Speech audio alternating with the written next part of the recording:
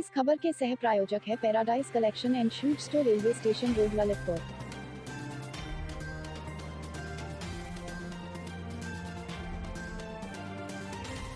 इस खबर की सह प्रायोजक Sanskar valley academy school, Mahrauni road, Masaura Kala, Lalitpur.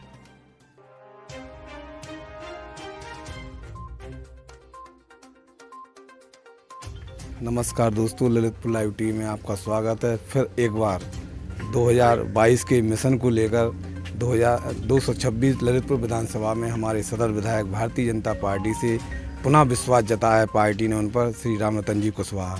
वह चुनावी समर में हैं, चुनावी संग्राम में हैं, लेकिन यहाँ जनपद की बात करें, बुंदेलखंड की बात करें, यहाँ पर अनेक संभावनाएं जनता को अपने जनप्रतिनिधियों से होती है।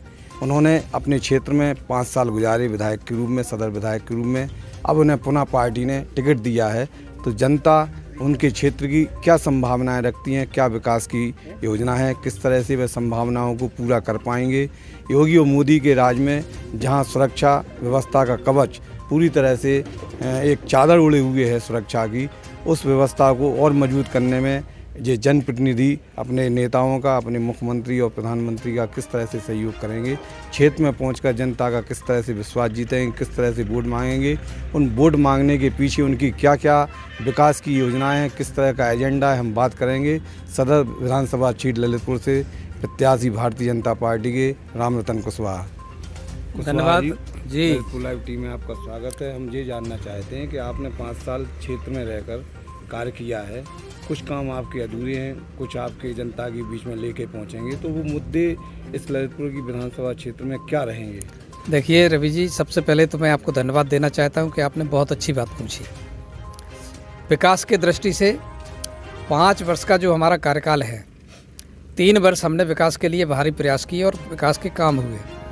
2 वर्ष जो कोविड का समय था, उसमें हमने अपने विकास की धनराशि अपनी जनता पर खर्च की। जनता को ऑक्सीजन की उपलब्धता के लिए हमने सिविल हॉस्पिटलों में ऑक्सीजन के प्लांट लगवाए। जनता के कोविड की जांच के लिए जो झांसी रिपोर्ट के लिए जाना पड़ता था, उसके लिए आरटीपीसीआर का लैब तैयार कराया, आरटीपीसीआर की मशीन उपलब्ध कराई। यहाँ पहले हमारे लोगों को अपनी जांच के लिए झांसी भागना पड़ता था, वो सारी व्यवस्थाएं अब हमने ललितपुर में कर दी हैं। आपने देखा होगा विकास की दृष्टि से मेडिकल कॉलेज का निर्माण लगातार अब प्रगति पर है। एरोड्रम की स्थिति प्रारंभ हो गई है, ज़मीन को परचेज करना शुरू हो गया है। चिकित्सा की बात करें विधायक जी, तो चिकित्सा के क्षेत्र में ललितपुर में जो यूनिट हैं, जैसे हृदय की यूनिट है, डायलिसिस हैं, मशीनें हैं, लेकिन यहाँ पर ऑपरेटर यानी अच्छे चिकित्सक नहीं है, तो उसके लिए देखिए, हमें जानते हैं चिकित्सकों का अभाव यहाँ नहीं, प्रदेश भर में है, क्योंकि सरकार से ट्रेंड होकर MBBS करके जो डॉक्टर निकलते हैं वो अधिकतर अपने प्राइवेट जॉब के लिए भाग जाते हैं। अब सरकार ने हमारी तय किया है कि हम उन लोगों से बाउंड लेंगे, उनको कम से कम 11 वर्ष निश्चित रूप से जनता की सेवा के लिए सरकारी अस्पतालों में नियुक्ति दी जाएगी और वहीं उनकी सेवाएं ली जाएंगी।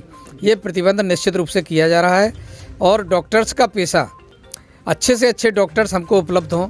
अभी हमारे 3-4 डॉक्टर आए हैं और अभी भी 25 से 30 डॉक्टर्स की आवश्यकता है, जिसके लिए मैंने सरकार को लिखा है। लेकिन सरकार से जैसे भी व्यवस्था हो जाएगी, हमारे यहाँ सिविल में डॉक्टर आ जाएंगे। और आपने जो बताया यूनिट के संबंध में, यूनिट स्पेशलिस्ट के लिए भी हमने अलग से लिखा है। हम यहाँ डायलिसिस की व्यवस्था अगले महीने से निश्चित रूप से शुरू हो जाएगी और अच्छे चिकित्सक की वहाँ नियुक्ति भी होगी। हमारे जनपद ललितपुर की संख्या प्रतिदिन बढ़ रही है, यहाँ पर मेधावी छात्रों की संख्या भी बढ़ रही है, उन्हें बाहर पढ़ने जाना है, तो ऐसे इस विस्तार वाले जनपद में कोई इंस्टीट्यूट तैयारी के साथ? देखिए, चिकित्सा क्षेत्र में जब हमारा मेडिकल कॉलेज यहाँ बन जाएगा तो प्रति वर्ष 100 डॉक्टर हमारे निकल के ट्रेन करके निकलेंगे। तो ये शिक्षा का जो क्षेत्र है, इसमें कमी अब रहने वाली नहीं है। लघु उद्योग के क्षेत्र में ललितपुर शून्य है, तो लघु उद्योग के संबंध में आपने बहुत अच्छा प्रश्न किया रवि जी। मेरा ये विचार है कि अगला जो कार्यकाल हम शुरू करने वाले हैं 10 मार्च के बाद, इस कार्यकाल में छोटे छोटे लघु उद्योगों को खुलवा कर लोगों को उनसे जोड़ने का प्रयास करेंगे, ताकि वो किसी तरह पलायन ना करें और अपना रोजगार अपने ज़िले में रहकर ही कर सकें। ये छोटे छोटे क्लस्टर निश्चित रूप से मैं यहाँ खुलवाने के लिए अपनी योजना बना रहा हूँ और जनता के बीच में क्रियान्वित करके जनता को यहीं रोजगार देने का प्रयास करूँगा। आपकी पार्टी के बहुत बड़े बड़े लोग पार्टी छोड़कर चले गए हैं, इस संदर्भ में आपको क्या कहना है? देखिए, मैं आपको बता दूं, जो भी लोग छोड़ कर गए हैं ये तो एक निरंतरता उनकी रहती है, वो स्थायी नहीं होते हैं। ऐसे लोग जो राजनीति करते हैं ना, वो सत्ता के लोलुप लोग हैं। जो भी लोग छोड़ के गए हैं, मैं आपसे कह सकता हूँ वो पार्टी का केडरवेश कार्यकर्ता नहीं था, और जो पार्टी छोड़ के गया है वो हमारा कार्यकर्ता नहीं था और ना हो सकता है। विधानसभा ललितपुर की बात करें तो यहाँ पर जाति ध्रुवीकरण जाना चलता है, जाति समीकरण चलता है। तो ऐसे में जो आपके प्रतिद्वंदी है सपा से रमेश कुशवाहा, और सुना है कि बहुजन समाज पार्टी से राजा आ रहे हैं, तो ऐसे इस संबंध में आपको जीत के लिए क्या करना पड़ेगा? देखिए, मैं आपको बता दूं, भारतीय जनता पार्टी का यहाँ की किसी पार्टी से कोई मुकाबला नहीं है।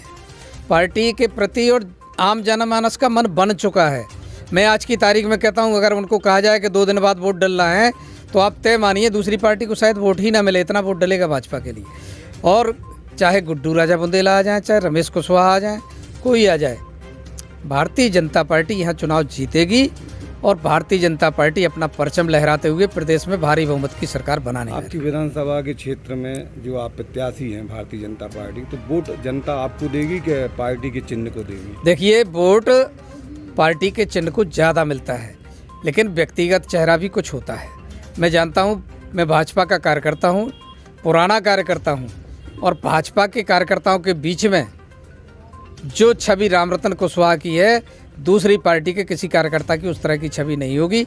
और आम जनमानस में, चूँकि मैं राजनीति जाति की बहुत कम करता हूँ, आज कुशवाहा समाज बहुसंख्यक है और बहुसंख्यक रूप से भाजपा के साथ है, आपने देखा पिछले बार।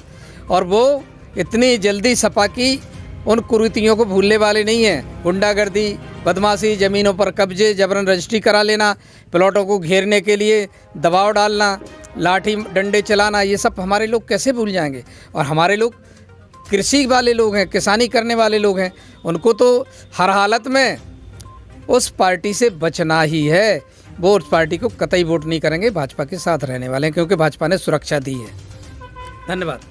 हमारे साथ थे रामरतन कुशवाहा जी, सदर विधानसभा ललितपुर से प्रत्याशी हैं भारतीय जनता पार्टी के। उन्होंने अपने एजेंडे में विकास को विशेष मुद्दा दिया है। शिक्षा का क्षेत्र, चिकित्सा का क्षेत्र, हर क्षेत्र में ये अपनी भागीदारी को प्रबल बनाएंगे और इस मुकाम पर ले जाएंगे कि जहाँ की ललितपुर की जनता, क्षेत्र की जनता, वो किसी तरह की शिक्षा, चिकित्सा और उद्योग में कोई कमी ना हो। यहाँ की जनता पलायन ना करे और अपनी आजीविका के लिए यहीं पर लघु उद्योग से जुड़े। इस तरह की योजना लेकर ये मतदाताओं के बीच में पहुंचेंगे। मतदाता का क्या मन है, किस तरह से वे अपने प्रत्याशी को वोट देंगे, ये तो आने वाला कल बताएगा। इतना ही। ललितपुर लाइव टीवी में मनोज जैन के साथ रवि चुनगी की रिपोर्ट।